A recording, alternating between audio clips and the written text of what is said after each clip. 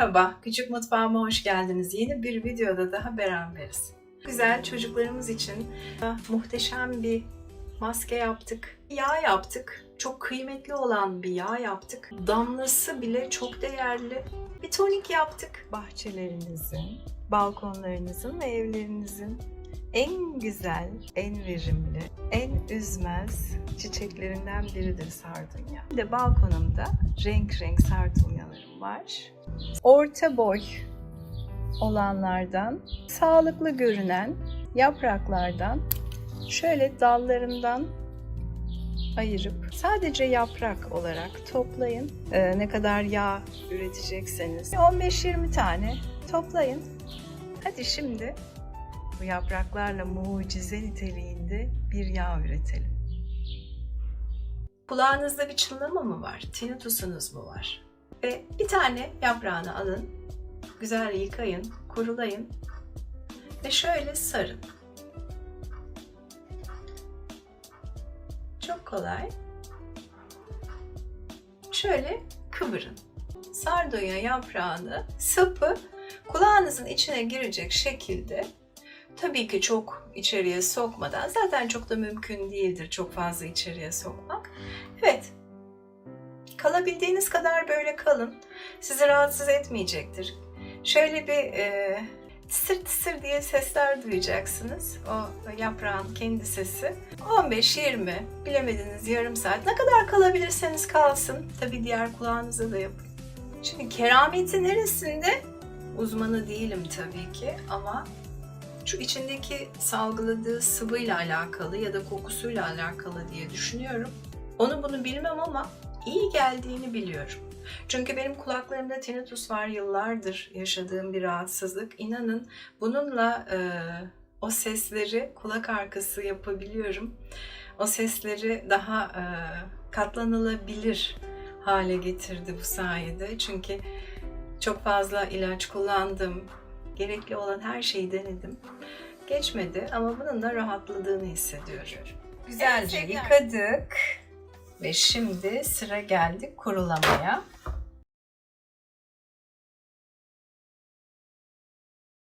Sevgili arkadaşlar, eğer uyku problemi çekiyorsanız, uykusuzluk çekiyorsanız, nefes almakta sıkıntı yaşıyorsanız, lütfen yatak odalarınızda şöyle küçük bir sardunya çiçeği muhakkak bulundurun derim. Hem nefes almanızda hem odanızın oksijen açısından ferahlamasında. Çünkü biliyorsunuz çiçekler normalinde yatak odasında bulunmaz ama sardunyayı yatak odanıza koyun derim. Kesinlikle bıçak, metal kullanmayacağız. Bunları küçük küçük şöyle parçalara ayırıp bir buzdolabı poşeti ya da herhangi bir poşetin içine koyalım. Ya da havanda da dövebiliriz. Sevgili arkadaşlar, poşetin içine koyduğumuz yaprakları bir merdane yardımıyla ezebiliriz.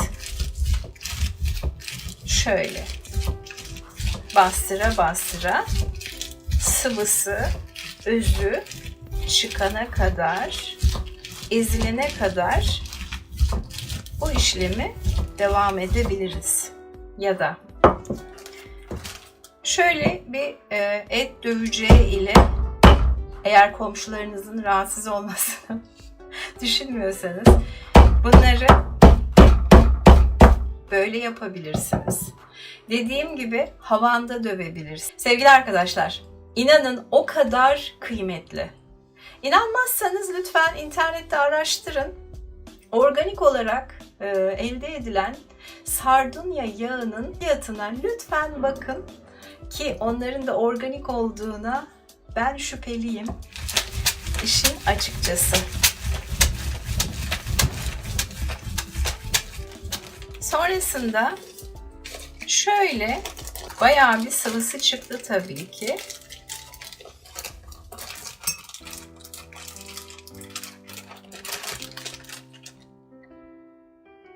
Ben bir kavanozda bunları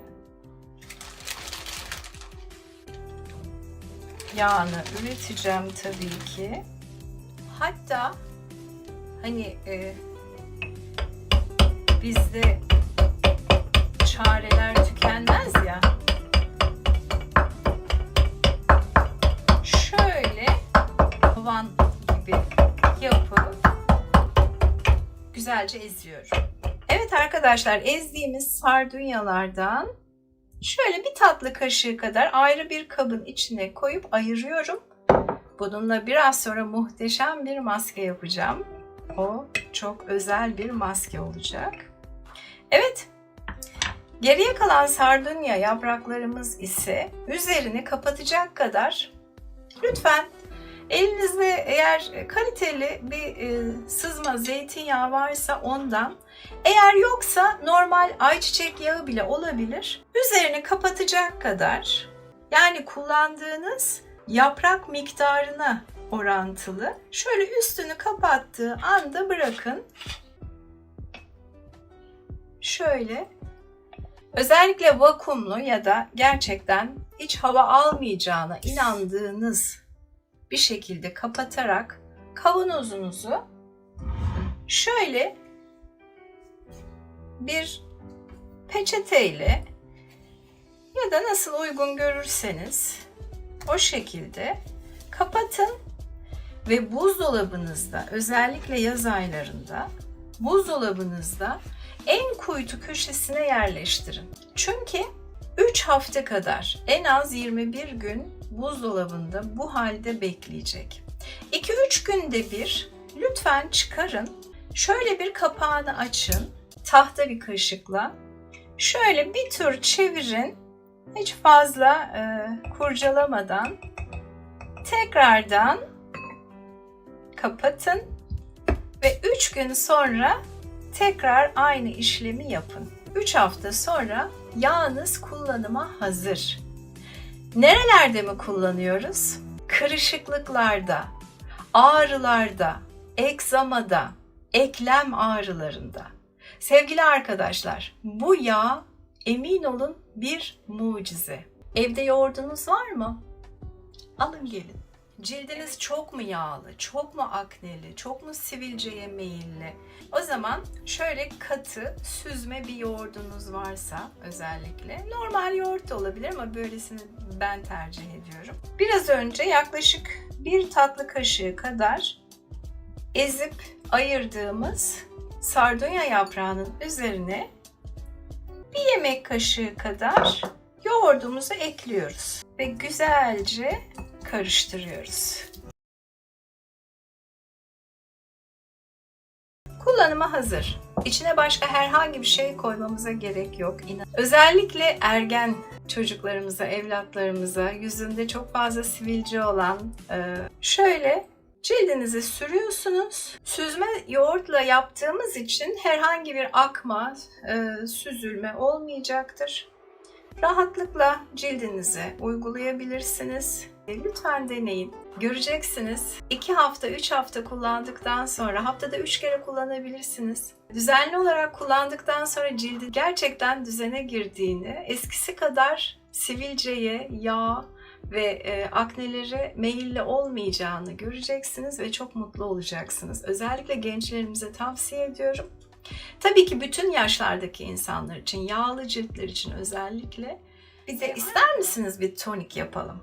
Yaklaşık 250 mililitrelik suyun içine şöyle ufaklığına, iriliğine göre değişir. Şöyle şu kadar miktarda sardunya yaprağını koyuyoruz. Kısık ateşte bir 10 dakika, çok kısık ateşte ama demliyoruz. Tamam mı? Hadi şimdi ocağa alalım. Dizleriniz, bilekleriniz, nereniz ağrıyor bilemem. Benim şu bileğim ağrıyor. Söylemesi ayıp, dün biraz halı yıkadım. Malum ev hanımlarının işleri, güçleri bitmiyor. Yaprakları şöyle biraz ezdim ve biraz suları çıktı. Şimdi şu muhteşem yağımızdan biraz fazla sürebilirim. Çünkü daha tam olarak yağın özü çıkmadı ama normal şartlarda emin olun 3-4 damlası tamamen yetecektir. Şu bilek bölgesine mesela. Sonrasında sardunya yapraklarının iç bölümleri deriye gelecek şekilde ağrıyan yerinizin üzerine koyun arkadaşlar. Şöyle koyun, bastırın, yapışsın.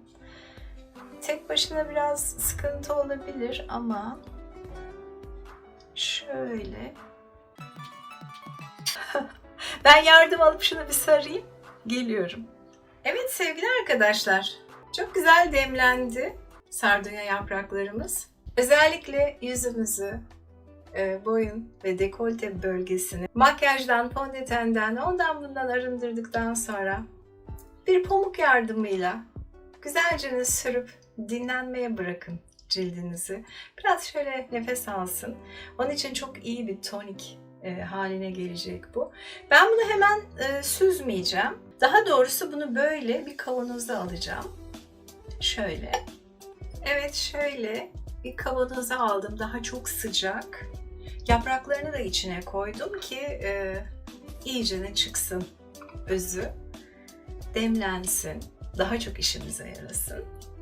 Akşamları özellikle tonik olarak kullanın bu sıvıyı. Mis gibi de koktu, inanın. Hiçbir şey üzerine hiçbir şey koymaya, eklemeye gerek yok. Tamamen yeterlidir. Bakın gördünüz, balkonumdan 30-40 tane yaprak kopartıp bir kaşık yoğurt kullanıp yaklaşık 100 mililitrelik aşağı yukarı bir yağ, aşağı yukarı 10 dakika elektrik yakıp, yani masraf bu. Başka bir masrafı yok.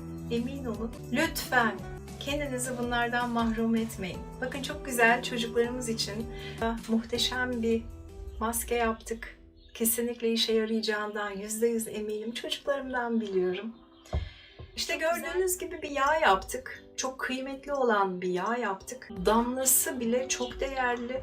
Kırışıklıklar için uygulayacağımız birçok kremde, maskede, bir sürü üründe bunu kullanacağız. Tanık olacaksınız ve gerçekten işimize çok yarayacak. Bir tonik yaptık. Tedavimizi de yaptık. Sevgili arkadaşlar, doğala yönelin.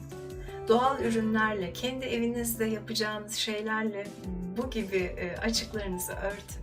Lütfen şu dakikaya kadar izlediyseniz lütfen beğenin. Abone olmadıysanız lütfen tıklayın. Lütfen bildirimlerinizi de açın ki ilk önce sizin haberiniz olsun.